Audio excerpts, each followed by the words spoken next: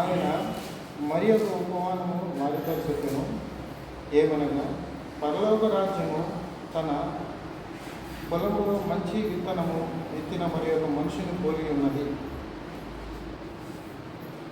పరలోక రాజ్యము మంచి విత్తనము ఒక మనిషిని పోలి ఉన్నది.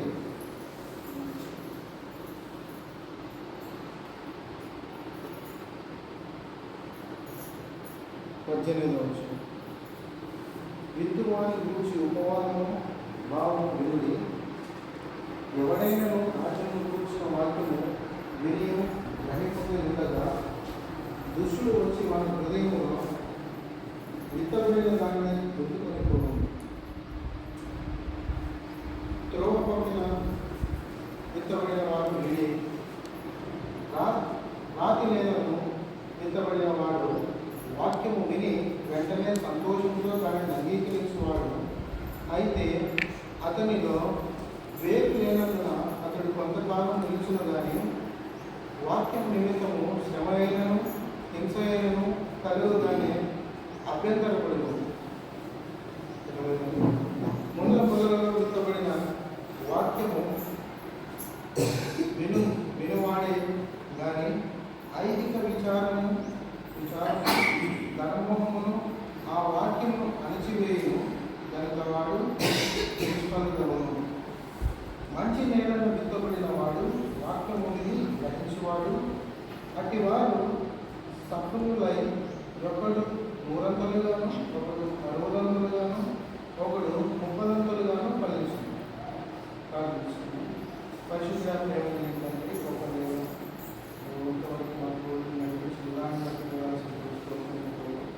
తండ్రి రాజవ్యాప్తి గురించి రాజవాక్యం గురించి మీ వాక్యం ద్వారా నేను జ్ఞాపకం చేసుకుంటూ ఎవరికెవరికి వాక్యం కావాలి, ఎవరికెవరు ఏం మాట్లాడాలనుకుంటున్నాను తండ్రి మా జ్ఞానాన్ని చేస్తాను.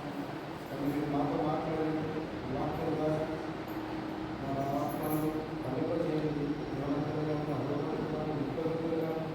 ఈ భూమి మీద కఠినంగా తాలూకు ఫలించి వారిగా ఉండడానికి మనం సహాయం చేసుకుంటాం.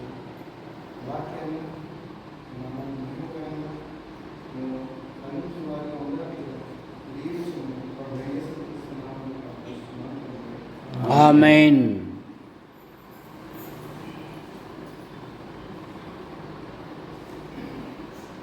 దేవుని రాజ్యము విత్తనములు విత్తు వారిగా అనగా దేవుని మాటలు మరి విత్తనములకు విత్తువాడు వెళ్ళినప్పుడు ఆ వాక్యము మరి మన మధ్యలో ఏ విధంగా పనిచేస్తుంది, మన హృదయములలో ఏ విధంగా నాటబడుతుంది, అది ఎంతవరకు ఫలిస్తున్నది, ఎంతవరకు అది ఎదిగి చెడ్డాయి నలుగురికి మంచి చేస్తున్నది, ఫలములు ఇస్తున్నది అని మరి దేవుడు ఉపమాన రీతిగా మనకు చెప్పినప్పుడు మరి ఈ వాక్యం ఏదైతే మనలో ఫలిస్తున్నదో మనము ఈ వాక్యం ఫలించినప్పుడు ఏ విధంగా జీవిస్తాము, ఏ విధంగా ప్రవర్తిస్తాము, ఏ విధంగా మరి దేవుని నిమిత్తమై శ్రమపడటకైనను జీవించటకైనను మరి ఫలించిన విషయంలో ఏ విధంగా ఫలిస్తాము అనేది మనం తెలుసుకుందాం. మత్తయి 7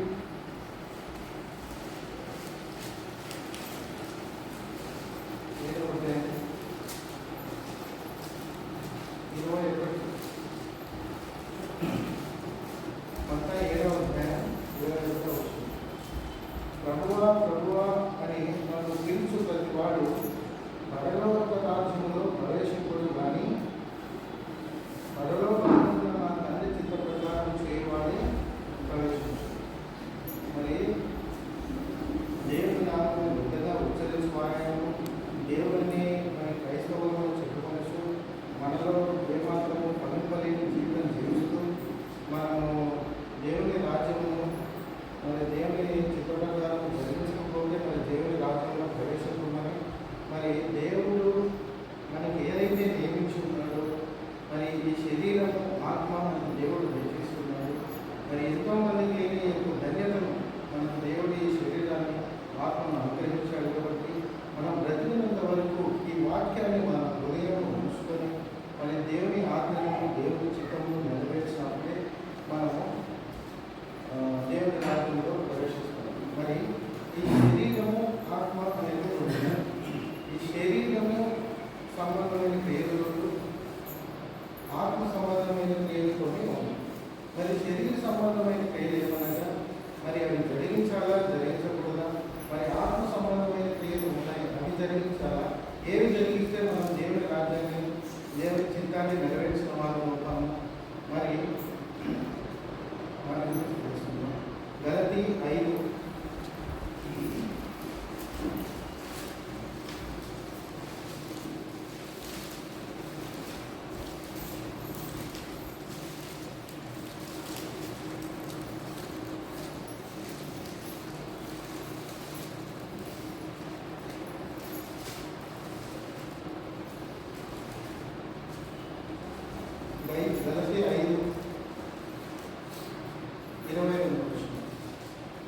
అయితే ఆత్మఫలమేమనగా ప్రేమ, సంతోషము, సమాధానము, దీర్ఘశాంతము, దయాళుత్వము, మంచితనము, విశ్వాసము, సాత్వికము, ఆశానిగ్రహము.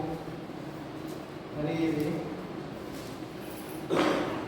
ఆత్మ సంబంధమైన మనము మరి ప్రేమ విషయంలోనూ సంతోషము దేవునితో సంతోషంతోనూ సమాధానంతోనూ మరి కలిగి ఉన్నామా, మనలో ఎంతవరకు మరి విశ్వాసంతో దేవుని కోసం ఎదురు చూస్తున్నామా, ఇంకా మనం ఆత్మలో ఫలిస్తున్నామా, మరి శరీర విషయాల్లో ఫలిస్తున్నామా అన్నప్పుడు శరీర క్రియలు వివరంగా 19వ వచనం 5:11 శరీర క్రియలు స్పష్టమై ఉన్నవి.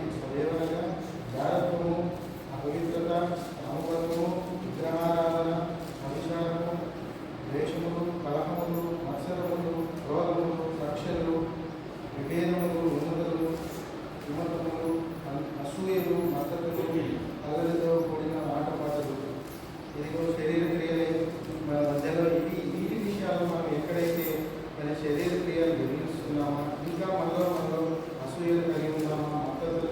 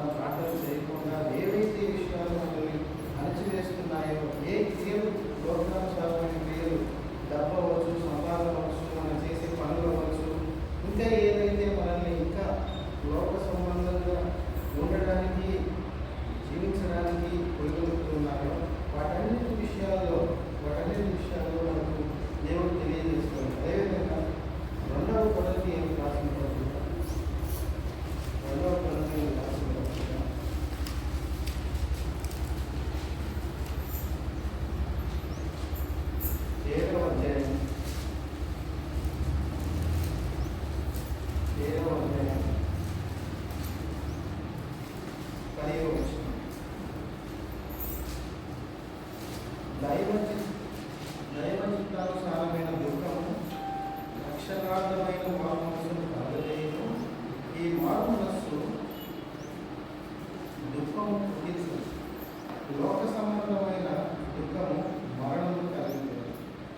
దైవ చిత్తానుసారమైన బాధను కలిగి ఉన్నప్పుడు మనకు ఈ దైవ చిత్తానుసారమైన దుఃఖం మనకు ఎప్పుడు కలుగుతుంది అంటే, మనము ఎప్పుడైతే ప్రభు దగ్గర మనము బాధను ఎదుర్కొంటామో, ఎప్పుడైతే ప్రభు దగ్గర మనము చేసిన మన నిందలు, మన జీవితం, మనలో ఉన్న అపవిత్రత, దుర్మార్గత, నీచము, ఏదైతే మనల్ని మనం దేవుని సంపూర్ణంగా ఒక అర్థం దగ్గర మనం చూసుకున్నప్పుడు మన ముఖము వికృత చేస్తారు, మన దుర్మార్గత, నీచము ఏ విధంగా అయితే మన అర్థంలో మనం చూసుకున్నప్పుడు తెలుస్తుందో, ఆ విధంగా దేవుని ఎంతో మనం నిలబడినప్పుడు, దేవుని వాక్యంలో దేవునిలో జీవిస్తున్నప్పుడు మనకు దైవానుసారమైన బాధ కలుగుతాం. అప్పుడు పాప క్షమాపణ అనేది పొందుకుంటాం. పాపము ఒప్పుకున్నప్పుడు, అప్పుడు పాపము ఒప్పుకున్నప్పుడు దాన్ని విడిచిపెట్టినప్పుడు మారు మనసు అనేది మనం పొందుకుంటాం. సో అదేవిధంగా మనము ఎప్పుడైతే పాపము ఒప్పుకోవడము, మనల్ని మనం తగ్గించుకోవటకు దేవుని ముందర మనము నేను కాదు నీవే నాయన జీవిస్తున్నామన్న విధమైన పశ్చాత్తాపము, నేను నీ యందు జీవించాలనే ఆశ ఎవరైతే కలిగి ఉంటారో, ఎవరైతే దేవుని యందు విశ్వాసం ఉంచి, దేవుని యందు ప్రేమ కలిగి, దేవుని యందు నిరీక్షణ కలిగి మనము పాపము ఒప్పుకుంటాము, అప్పుడు ఇలాంటి మారు మనస్సు మనకు సంతోషాన్ని కలిగజేస్తుంది. ఈ సంతోషము అనేక మంది జనములకి, అనేక మంది మనుషులకు, ప్రతి ఒక్కరికి ఈ యొక్క దైవ చిత్తానుసారమైన బాధ, దాని వల్ల వచ్చిన సంతోషము ఎంతోమంది మారు మనసుకు, ఎంతోమంది జీవితంలో ఫలవించే చెట్టు వల్లనే మనల్ని మార్చుతారు. ఈ వాక్యము దేవుని మాట ఏదైతే వాక్యం ఉందో అది మనలో ఫలింపజేస్తుంది. ఎప్పుడైతే మనం ఒప్పుకొని విడిచిపెడతామో, ఎప్పుడైతే మనము శరీర సంబంధమైన క్రియలను ఒప్పుకొని విడిచిపెడతామో, ఎప్పుడైతే ఆత్మ జీవితంలో మనం ఫలిస్తామో, ఎప్పుడైతే మనము ఆ శరీర క్రియలన్నిటి విషయంలో యేసుక్రీస్తు వలె మనము పాప విషయంలో చనిపోతేనో, అప్పుడే మనము ఆత్మ విషయంలో జీవిస్తాము. అప్పుడే మనము ఆత్మ విషయంలో 100 60 ఫలిస్తాము. ఇది అంతా జరగాలంటే ఫస్ట్ మనం పాప క్షమాపణ, పాపమును విడిచిపెట్టాలి. ఈ లోకంలో అనేకమైన రుగ్మతలు ఉన్నాయి, అనేకమైన మనిషికి నేనే ఉన్నాను, హాస్పిటల్ ఉంది, సో వ్యాపారం చేస్తున్నాను, సో డబ్బు అనే ఏదో నాకేసాడు. సో మీరు ఏదైతే కష్టపడి పనిచేస్తున్నారో పని అనే ఏదో మీకేస్తాడు. ఇంకా యవనస్తులు ఉన్నారు, యవనస్తులకి సంబంధమైన ఆశలు, కోరికలు, వాళ్ళ విషయాల్లో వాటికి వేరేస్తారు. ఎవరికి వయసుకు తగ్గట్టుగా, ఎవరి ఆశ తగ్గట్టుగా వాళ్ళు ఏ విషయంలో పనిచేస్తున్నారు, ఏ విషయంలో జీవిస్తున్నారు, ఎక్కడ ఉంటున్నారు, ఎక్కడెక్కడ వాళ్ళందరినీ వారి పని పాటల్లోనే వాళ్ళని బానిసలుగా చేసుకొని సాధారణ వారిని దేవుని గోడు చేస్తున్నారు. కాబట్టి ఈ విషయాలన్నీ మనం విచక్షణారహితంగా జీవించాలి. వీటన్నిటిని మనం తెలుసుకోవాలి అంటే ప్రతిరోజు దావీదు ఎలాగైతే ప్రతిరోజు, ప్రతి పూట, పొద్దున, మధ్యాహ్నం, సాయంకాలం, రాత్రి మరి దేవుని సమీపించినప్పుడు, మరి దావీదు పాపం చేశాడు, దావీదు తప్పిపోయాడు ఎన్నోసార్లు. మరి దావీదు అనునిత్యము దేవుని ఎదురెదుతూనే ఉన్నాడు. కాబట్టి దావీదు దేవుని ప్రేమించాడు. కాబట్టి పాపం చేసినా, తప్పు చేసి ఏం చేసినా దావీదు దేవుని ఎదుర్కొన్నాడు. కాబట్టి మరి దావీదు విషయంలో దేవుడు దారి చూపించినట్టుగా ఎన్నో బాధలు ప్రాణాలను తప్పించినట్టుగా మనం చూస్తున్నాం. అదేవిధంగా దేవుణ్ణి మనం ఎప్పుడైతే ప్రేమిస్తామో, దేవుని ఎప్పుడైతే మనస్ఫూర్తిగా ప్రేమిస్తామో, హృదయపూర్వకంగా మరి ప్రేమిస్తే ఖచ్చితంగా మనం బైబిల్ చదువుతాం, ఖచ్చితంగా మన ప్రవర్తన మార్చుకుంటాం, ఖచ్చితంగా మన జీవిత లక్ష్యాలు మారుతాయి. దేవుడే లేకపోతే, ఈ బైబిలే నిజం కాకపోతే మనం ఈ విధంగా ఈరోజు ఇలా ఉంటాం. సో ఈయన నిజమైన దేవుడని మనం నమ్ముతున్నప్పుడు, విశ్వసిస్తున్నప్పుడు, ఆయన తిరిగి వస్తాడని నమ్ముతున్నప్పుడు, మన పాపం నిమిత్తమై, మన దోషం నిమిత్తమై ఆయన చనిపోయాడని నమ్ముతున్నప్పుడు మనము ఖచ్చితంగా ఈ దేవుణ్ణి మనస్ఫూర్తిగా ఆచరించాలి. ఇందులో నిజం ఉందని మనం నమ్ముతున్నప్పుడు ఖచ్చితంగా ఇది సంపూర్ణంగా పరిపూర్ణంగా ఆచరించాలి. ఇందులో నిజం లేదు అన్నప్పుడు మనం దీన్ని పూర్తిగా వదిలేయాలి. కాబట్టి మనకు ఆత్మానుసారంగా దేవుడు పాపం నుంచి, ఈ లోకంలో నుంచి రక్షించాడు. కాబట్టి మనం ఎంతవరకు దేవుని విశ్వసిస్తున్నాము, అది దేవుని జ్ఞాపకం చేసుకుంటున్నాము.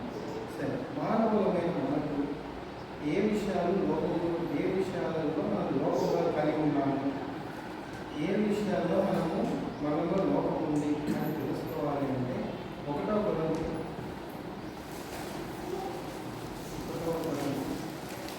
13వ అధ్యాయం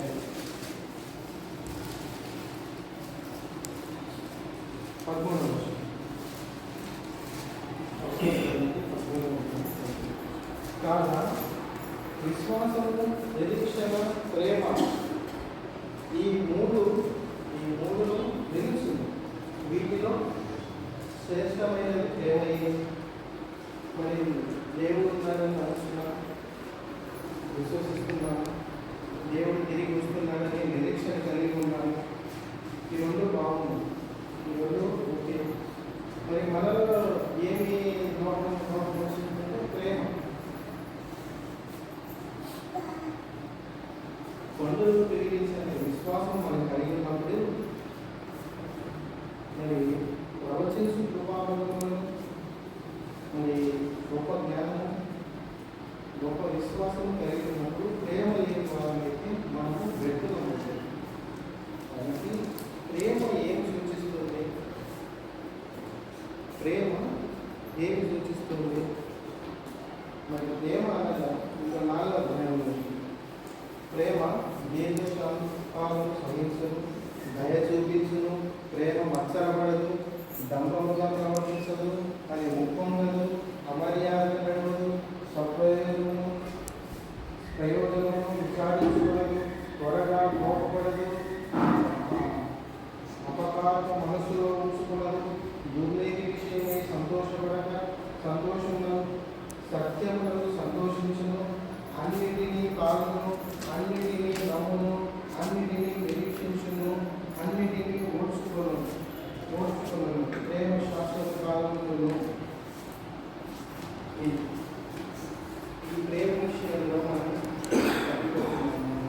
ఇంకా మనలో ఈ ప్రేమ పరిపూర్ణంగా లేదా దేవుని విషయంలో, లోక విషయంలో మనం దేవుని ప్రేమిస్తున్నామా, లోకంలో ఉన్న వాటిని ప్రేమిస్తున్నామా, లోకంలో ఉన్న వస్తువులను ప్రేమిస్తున్నామా, మనుషులను ప్రేమిస్తున్నామా, సంపదలను ప్రేమిస్తున్నామా, మనం చేసే పనులను ప్రేమిస్తున్నామా?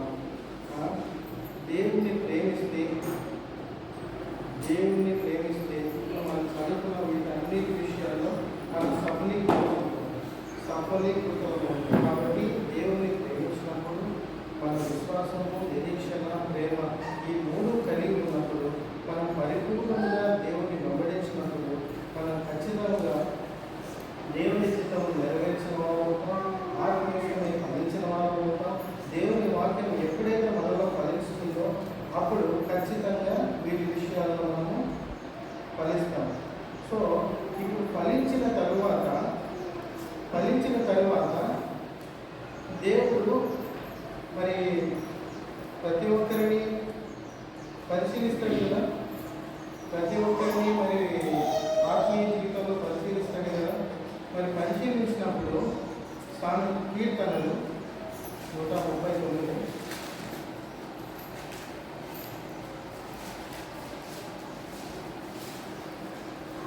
కీర్తనలు 139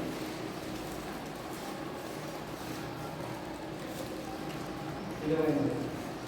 దేవా, నన్ను పరిశోధించి తెలుసుకోవడము, నన్ను పరీక్షించి నా ఆలోచనలు తెలుసుకోవడం, నీ ప్రయాసకరమైన మార్గంలో నా ఎందున్నవి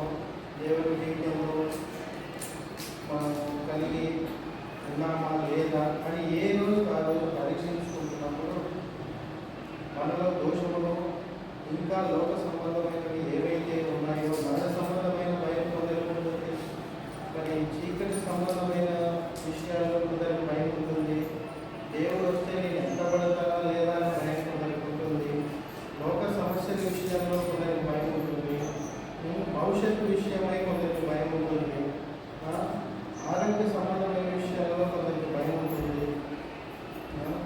సో ఇలాంటి కొన్ని విషయాలు మనం ఏ విషయాలకు భయపడుతున్నాం, ఏ విషయాల్లో మనం దేవునికి దూరం అయిపోతున్నాము, అనునిత్యము దేవుని మనల్ని పరీక్షించుకుంటూ మనం ముందుకు వెళ్ళాలి.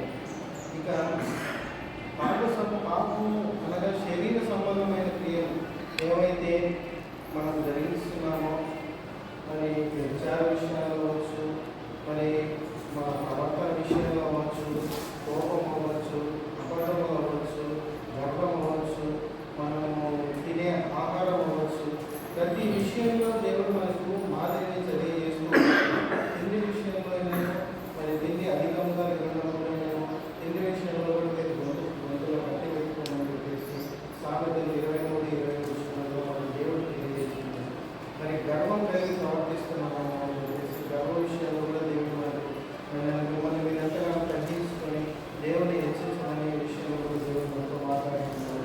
ఇంకా మనలో కోపము వెలితనము ఇంకా మనలో హెచ్చుగా ఉందేమో, ప్రతి చిన్న విషయాన్ని కోపడుతున్నాము, మనల్ని మనం పరీక్షించుకోవాలి.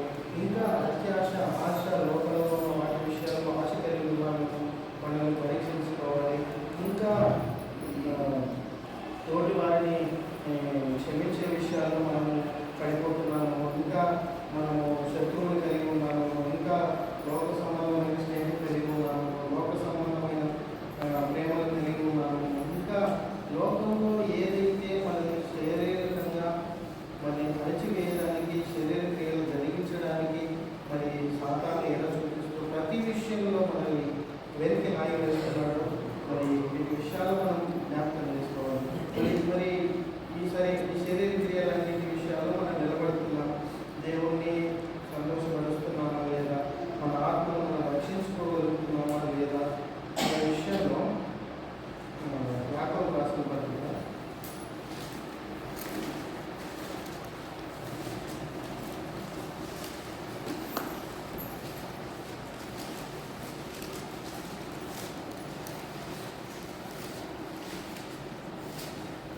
1వ అధ్యాయం, యాకోబు రాసిన పత్రిక 1వ అధ్యాయం 19వ వచనం. నా ప్రియ సహోదరులారా, మీరు ఈ సంగతిని ఎదుర్కొంటే కనుక ప్రతి మనుష్యుడు వినుటకు వేగిరపడువాడు, మాట్లాడుటకు నిదానించువాడు, కోపించుటకు నిదానించువాడని వాడునై ఉండవలను. ఎందుకనగా నరుడి కోపం దేవుని నీతిని నెరవేర్చదు. అందుచేత సమస్త కల్మషమును వీపుచున్న దుష్పత్వమును మాని లోపల నాటబడిన మీ ఆత్మను రక్షించుటకును శక్తిగల వాక్యమును స్వాత్వికముగా అంగీకరించుడి. వినుటకు నిదానించి కలిగి వినుటకు వేగిరవచ్చు, మాట్లాడుటకు నిదానించి కోపమును తగ్గించుకొని మరి హృదయమును జాగ్రత్తగా కాపాడుకున్నకు దేవుని వాక్యమును సాత్వికముగా అంగీకరించవలసినదిగా దేవుడు మనతో మాట్లాడుతున్నాడు. ఇంతవరకు శరీర క్రియల వరకు చూశాను, ఆత్మక్రియల వరకు చూశాను. మరి ఉన్న ఆత్మను